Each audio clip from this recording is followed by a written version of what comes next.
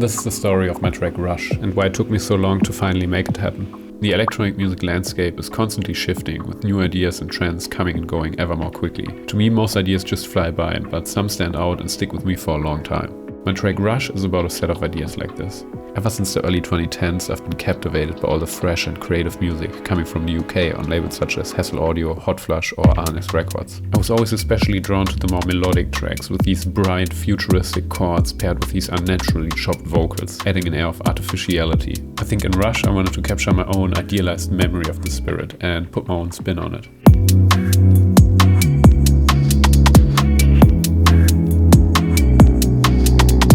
I always wanted to capture that feeling in my own way, but it took me ages to get there. I went through countless attempts at a track like this, but none of them felt right. Either the harmonies were too sentimental or the vocals didn't fit the vibe, just some of the many occasions to question my own artistry or lack thereof. But one day it finally clicked. I recorded these chords on a Deckard's Dream, to me the most beautiful of all the analog polysynths, and it resonated with me in a way that felt special.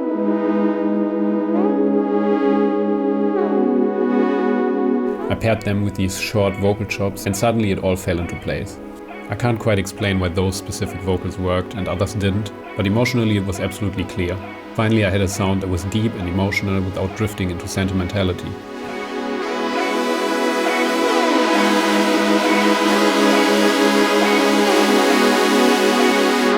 I knew I wanted a simple, dry beat with sharp impacts to leave space for all the other sounds to breathe.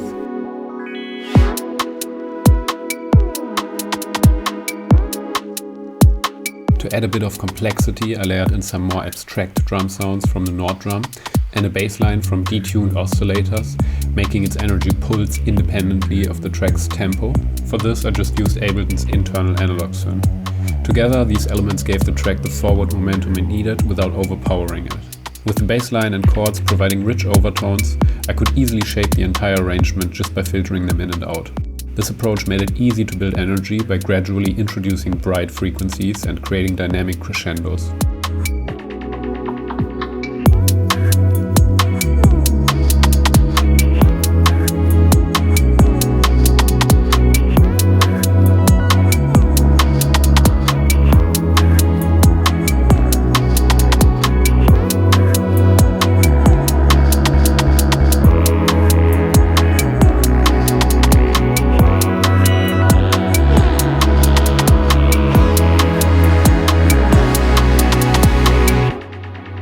One of the most exciting things about this track was playing with dynamic contrast. I wanted to create moments of real quiet, where everything drops in volume, giving your ears a rest before the energy builds back up. This isn't something you hear much in dance music, where even the breaks are often just as loud as the rest of the track. I had to make sure my mastering engineer didn't accidentally smooth it out just by sheer habit. Despite this, I felt like the track could use some more elements, so I added a melody played on Native Instruments Super 6,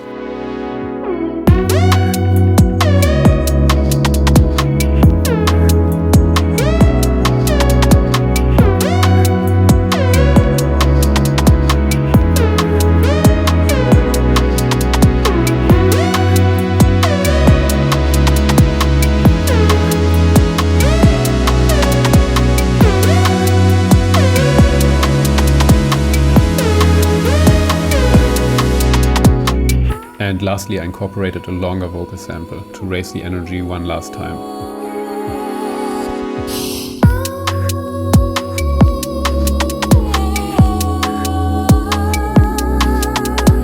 As I got closer to finishing, I went through my usual process, listening to the track on countless speakers and making endless notes about things that I didn't like. This is always the most emotionally challenging part for me. Here I'm confronted with all of my own shortcomings as an artist and as a producer, and it feels like if I can't fix these last problems, I'm losing the connection to the track. Luckily, in this case it worked out.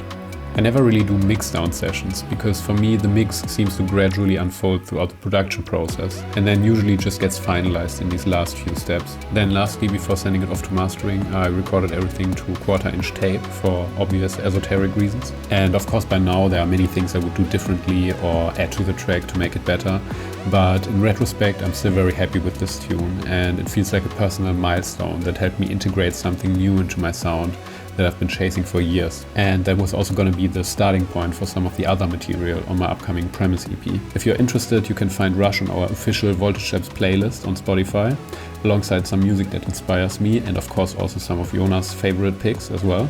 So yeah, that was the story of my track Rush and why it took me so long to finally make it happen.